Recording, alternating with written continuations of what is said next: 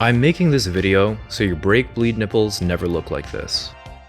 If you care about not damaging your car's calipers and not rusting and gunking up your brake bleed nipples, then you're going to want to keep watching this 2-minute video. The previous owner or mechanic did not do this procedure I'm about to show you.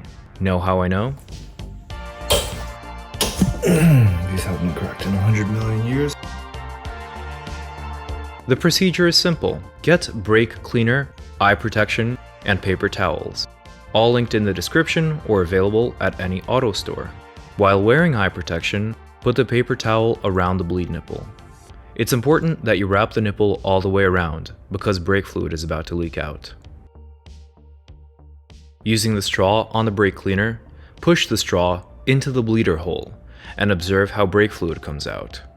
Caustic brake fluid, I might add, which was trapped and was waiting to heat up, leak out, and rust the bleed nipple and damage your calipers.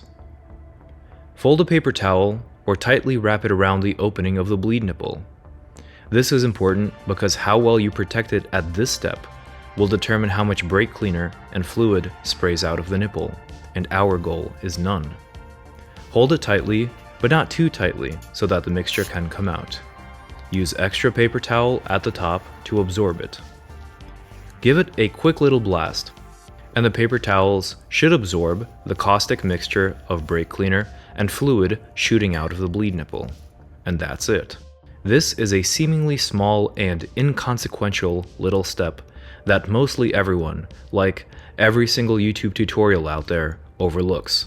And what happens is that as you drive around, residual brake fluid heats up, leaks out, and dribbles out of the bleed nipples, gunks up the brake caliper paint, and makes the bleed nipples hard for yourself to remove the next time around.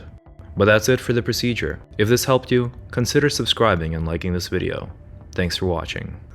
This is the last wheel that I'm doing, and I just had to film this. First I twisted my bleeder valve and nothing was coming out, so I twisted it some more and then tightened it.